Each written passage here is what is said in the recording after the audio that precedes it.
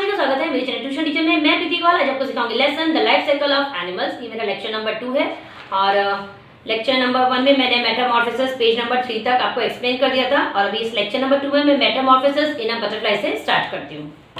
Metamorphosis in a butterfly. Butterflies of various shapes and beautiful colors are a part of our environment. They live their life among plants. As butterflies grow, they pass through 4 stages. These are eggs, larva, pupa and adult. The adult stage is called a butterfly. अब देखो ये तो हमको पता है कि butterflies बहुत different होते हैं ना, कलर्स की रहती हैं, कोई छोटी रहती है कोई बड़ी रहती है, बहुत अच्छी लगती है, हमारे एनवायरनमेंट के लिए जरूरी भी है इस तरीके से। और उनकी लाइफ कहाँ रहती है, प्लांट्स के ऊपर ही वो आपको ज्यादा दिखेंगी। ठीक है, अब जैसे बताया कि बटरफ्लाई ग्रो करती है ना, जैसे जैसे बटरफ्लाई बड़ी होती है। अगर आपने लेक्चर नंबर 1 में देखा होगा कि बटरफ्लाई के बच्चे को आप बोल सकते हो क्या बोलोगे, कैटरपिलर बोलोगे। ठीक है ना, तो कैटरपिलर वो जो स्टेजेस है मतलब छोटे से लेकर बड़े तक में, बटरफ्लाई तक में कितने स्टेजेस होते हैं, 4 होते हैं। तो 4 कौन से आपको याद रखना है, आपको एग्जाम में भी आएगा, egg, larva, pupa and adult. और जो एडल्ट होता है वही बटरफ्लाई होता है, यानी हम जिसको देखते हैं नॉर्मली जो हमें अच्छा लगता है बटरफ्लाई का स्टेज वो होता है एडल्ट, जिसको हम बोल सकते हैं second name butterfly. The plain tiger butterfly is very common one. Let us take its example to see how the growth of a butterfly take place. ठीक है, अब देखो मैंने आपको लेक्चर नंबर 1 में मेटामॉर्फोसिस का क्या मतलब होता है मैंने आपको बताया था कि इसका मतलब ये होता है एक तरीके से कि जो छोटा एनिमल में है ना, और बड़े होके जब तक वो सेम नहीं दिख रहा है तो उसके अंदर जो चेंजेस हो गए हैं उसको बोलेंगे मेटामॉर्फोसिस। तो अब ये मेटामॉर्फोसिस इन अ बटरफ्लाई पढ़ रहे हैं, इसमें उन्होंने बताया कि कौन सी कॉमन जो बटरफ्लाई है वो है प्लेन टाइगर बटरफ्लाई। तो उसका हम एक एग्जांपल लेंगे कि बचपन में वो कैसी दिखती है, उसके जो 4 स्टेजेस हैं वो कैसे कैसे पास होते हैं। ठीक है, और कैसे वो एडल्ट होके बटरफ्लाई बनती है। तो फर्स्ट में देखो इन्होंने दिखाया the female plain tiger butterfly lays an egg on the milkweed रुई लीफ। अब जो इसमें हम एग्जांपल ले रहे हैं प्लेन टाइगर बटरफ्लाई फीमेल वाली का लेंगे, और वो जो अपना एग ले करती है किस पे करती है, मिल्कवीड रुई लीफ के ऊपर करती है। ये आपको याद रखना बेटा, मिल्कवीड रुई leaf. In 6 to 8 days the larva emerges from the egg। अब ये क्या बता रहे हैं, देखो इसमें क्या है 6 to 8 days लग जाते हैं, लार्वा जो है उनका बोलते हैं ना कि एग में से निकलता है। The larva of a butterfly is called a caterpillar. जो वो लार्वा निकलता है एग में से 6 to 8 days के अंदर में, जो वो मिल्कवीड रुई लीफ के ऊपर करती है female butterfly plain tiger butterfly, तो वो उसको क्या बोलेंगे, caterpillar. When the caterpillar comes out of the egg, it is very hungry. It begins to nibble and eat the very leaf on which it emerges from the egg. It eats very fast, so its growth is very rapid. अब जैसे ही वो आप बोल सकते हो caterpillar वो egg में से आती है ना, तो बोलते हैं कि वो इतनी हंग्री रहती है ना, निबल मतलब कुतरना शुरू कर देते हैं छोटे लीफ को। अगर आप कभी आपने देखा होगा घर पे मेथी के, अगर एग्जाम्पल बता रही हूँ, मेथी के लीव्स आते हैं या पालक के, तो आपने देखा होगा छोटे छोटे होल हो गया था, मम्मी बोलती नहीं ये तो कीड़े ने खाए हुए, ऐसे फेंको, है ना। ऐसे ही वो जो मिल्कवीड रुई के ऊपर प्लेन टाइगर बटरफ्लाई का जब वो एग में से कैटरपिलर आता है ना, तो वो निबल करने लग जाती है उस लीफ को, इतना फास्ट करती है ना, फास्ट उसको निबल करती है, मींस खाने लग जाती है। ऐसी उस तरीके से उसकी जो ग्रोथ है वो भी रैपिड होती है, यानी वो भी फास्ट होती है। और new term moult to shed old skin to make way for new growth. अब देखो वैसा बोलते हैं ना, कभी कभी आपने अपने भी देखा होगा एग्जांपल, आपके हाथ में ना कभी कभी व्हाइट हो जाता है बहुत ज्यादा, तो आप मम्मी को पूछते हो क्या हुआ, तो मम्मी बोलते हैं नहीं कोई बात नहीं, वो बोलते हैं चमड़ी बदल रही है, स्किन आ रही है न्यू, है ना। तो ऐसे उसको बोलते हैं मॉल्ट। तो इसमें क्या बताया, to shed old skin to make a way for new growth. अब ये इन्होंने प्लेन बटरफ्लाई टाइगर के लिए बताया है, बटरफ्लाई के लिए, तो उसको बोलते हैं मोल्ड, यानी वो पुरानी स्किन निकाल देगी और नई स्किन आएगी, किस लिए, उसकी ग्रोथ के लिए। The caterpillar of the plain tiger butterfly grows so rapidly in the first 2 or 3 days that it does not fit in its skin anymore. अब देखो जब वो इतनी तेज से निबल करती है, कौन सा लीफ करती है, मिल्कवीड रुई का, है ना, तो उसकी जब वो इतना फास्ट करती है तो उसकी ग्रोथ भी फास्ट है। जैसे उसकी ग्रोथ फास्ट हो रही है तो उसकी जो ओल्ड स्किन है उसमें वो सेट हो पाएगी, नहीं हो पाएगी।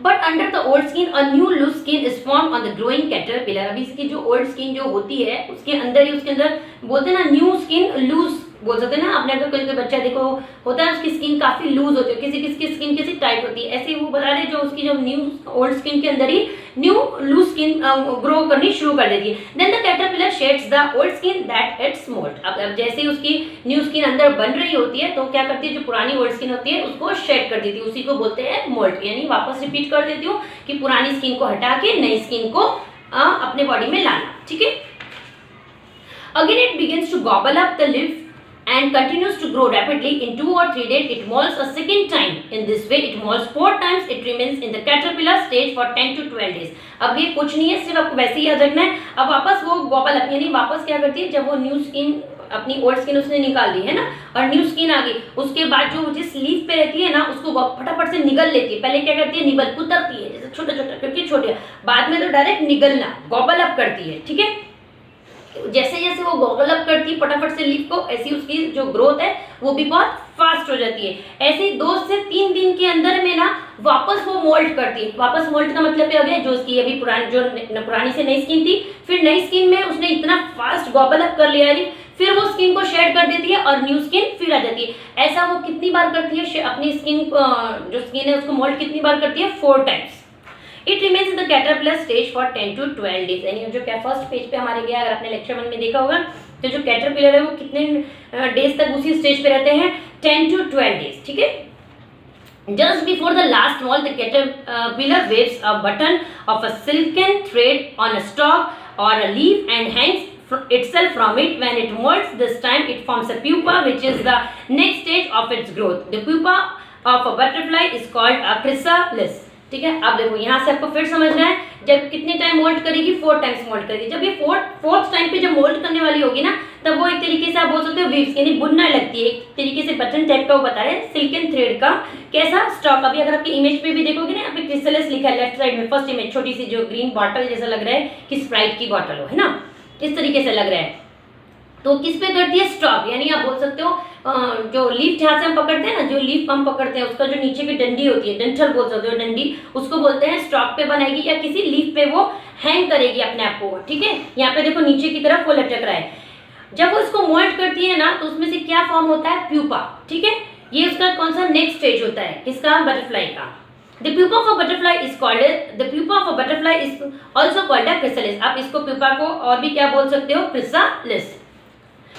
It remains inside the chrysalis for the next 11 or 12 days। It does not eat anything during this stage। ठीक है, अब देखो यहाँ पे क्या, जब उसने chrysalis बना लिया है ना, ओके, उसके अंदर वो कितने दिन तक रहेगी, 11 to 12 डेज तक रहेगी। लेकिन इस टाइम पे है ना वो कुछ भी नहीं खाएगी। पहले कैसा था, निबल अप वर्ड यूज किया था हमने, सेकंड में हमने गॉबल अप यूज किया था। ठीक है, कुतरना, फिर निगलना, इसे। लेकिन जब वो क्रिसलिस बना लेती है, 11 to 12 डेज उसके अंदर रहती है, तब उस स्टेज पे वो बिल्कुल भी खाती नहीं है।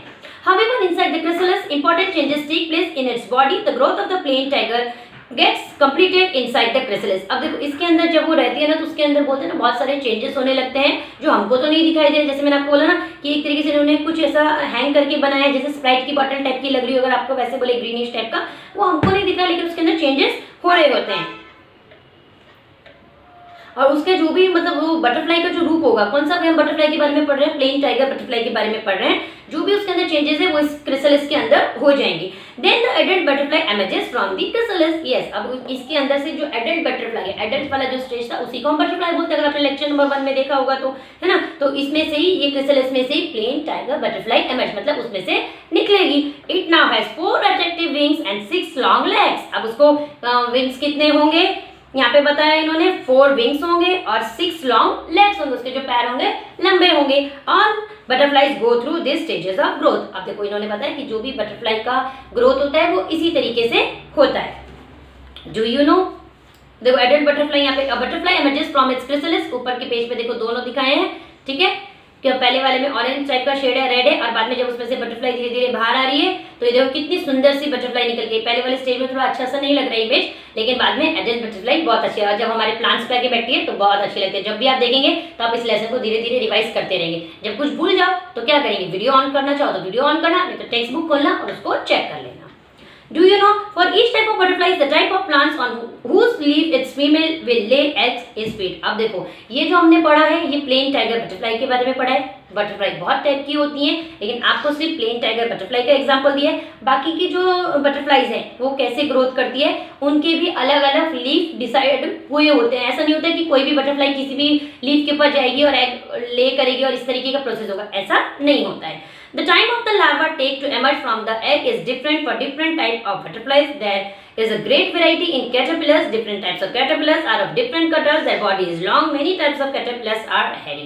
अब देखो इसमें इन्होंने क्या बताया है कि कैसा होगा, सबके लीफ अलग होंगे, सबके जो बटरफ्लाइज है बटरफ्लाइज अलग होंगी तो उनके लीफ अलग होंगे, लीफ अलग होंगे तो लार्वा अलग होंगे, लार्वा अलग होंगे तो उनके कैटरपिलर अलग होंगे। कोई कोई कैटरपिलर का उनका बताना है कि किसी किसी कैटरपिलर में उनके हेड्स होते हैं, तो उसको हेड्स होते हैं तो उसको बोलते हैं हैरी, मतलब बाल होंगे उसमें। ठीक है, अब देखो वेरियस बटरफ्लाइज की उन्होंने इमेजेस बताई है, ये देखो 4 इमेजेस बताई है, आपको जो अच्छी लग रही हो वो आप देखो, क्या मुझे ये अच्छी लगी है, मुझे तो सेकंड वाली भी अच्छी लग रही है और थर्ड वाली प्लांट के पास से बहुत अच्छी लगी है, आपको कौन सी अच्छी लगी है आप सोचो, ठीक है। Do you know after we have cleaned the grains we buy we store it in a box, even then when we open the box after some days we see some insects in it. Yes, कभी कभी देखो आपने देखा है ना कि हम ration लेने मम्मी पापा के साथ जाते हैं ना, तो कोई सामान लेके आते हैं, खरीदते हैं, फिर उसको लाके साफ करते हैं, डब्बे के अंदर रख देते हैं, उसके बाद कभी कभी क्या होता है ना, किसी चीज को हम ज्यादा दिन यूज नहीं कर पाते हैं और जब हम उसको खोलते हैं तो क्या देखते हैं उसके अंदर है ना कीड़े पड़ गए, और जब स्पेशली हमारी कोई अच्छी फेवरेट चीज है उसके अंदर मम्मी बोल दे कीड़े पड़ गए तो कितना गुस्सा आता है ना, लेकिन कोई बात नहीं, पापा बोलते कोई बात नहीं फेंक दो, हम क्या करेंगे न्यू लेके आएंगे, है ना। There can be insects in the grain stored in places like warehouses, in the grocery shop or even in our homes। अब देखो जो भी ऐसी चीजें होती हैं, इस टाइप के जो बोलते हैं छोटे छोटे इंसेक्ट्स हो जाते हैं, वो कहाँ पे वेयर हाउस क्या होता है जहाँ पे बहुत सारा फूड वगैरह आप बोल सकते हो स्टोर किया जाता है। ग्रोसरी शॉप मतलब जो किराने की दुकान होगी उधर, और इवन हमारे घर पे भी ऐसा हो जाता है, कभी कभी क्या होता है किसी घर में सनलाइट नहीं जा रही है तो मच्छर की वजह से भी कीड़े लग जाते हैं, या कभी कभी जल्दी में मम्मी काम कर रही होती है, गीले हाथों से डब्बे को बोलते हैं ना बंद करते हैं और हाथ का हल्का सा भी गीला रहेगा तो भी उसमें कीड़े लग जाते हैं। Now if a female insect lay egg in this grain, we cannot see them because of their tiny size। अभी देखो कोई इंसेक्ट फीमेल इंसेक्ट होगा ना, उसके अंदर अगर वो अंडा दे देती है तो हमको नहीं दिखेगा, क्यों? क्योंकि उसका जो साइज है टाइनी टाइनी मतलब बहुत small, very very small. The warmth and air they get in the box in which the grain is stored is enough for them to grow। अब देखो उसके अंदर जो हवा भरी रहती है डब्बे को, आपने देखा होगा ना कि आजकल सब लोगों के घर में एयर टाइट कंटेनर है ना, जब आपने खरीदा डब्बे आपको भी तो पता चल गया होगा, जब आप घूमने के लिए मम्मी के साथ मॉलों में सामान लेने जाते हैं कि अरे एयर टाइट कंटेनर चाहिए कि हवा उसके अंदर नहीं जाए, अंदर दूसरी भी जाएगी, लेकिन जब आपने स्टोर किया तब तो उसके अंदर एयर थी ना और उसके अंदर गर्म भी थी, और जो भी फीमेल इंसेक्ट था उसके अंदर चला गया, उसके तो हमको वो बोलते हैं ना दिखेंगे ही नहीं, एग्स तो दिखेंगे नहीं, क्यों नहीं दिखेंगे? क्योंकि टाइनी है और वहीं से वो ग्रोथ होने लगेंगे, क्योंकि उसके अंदर क्या है वार्मथ भी है और उसके अंदर एयर भी है। So the growth continues inside the box। They also have the same stages of growth, namely egg, larva, pupa and adult। When we open the box, we see the insects in the grains at the different stages of growth in which they are। Yes, अब देखो इनके भी जो भी egg ले कर रहे हैं इंसेक्ट्स, उनके भी सेम स्टेजेस हैं, किसकी तरह?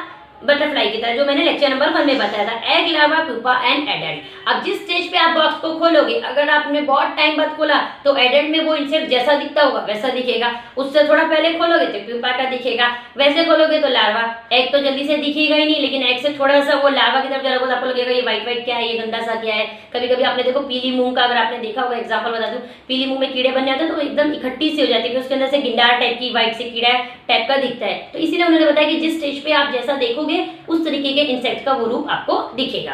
तो ये लेसन मैंने यहीं पे आपको एक्सप्लेन कर दिया है, कंप्लीट हो गया है। अगर ये वीडियो अच्छा लगा तो वीडियो को लाइक करेगा, शेयर करेगा, यूट्यूब पे देख रहे हैं तो चैनल को सब्सक्राइब करेगा और फेसबुक पे देख रहे हैं तो पेज को फॉलो करेगा। Thank you.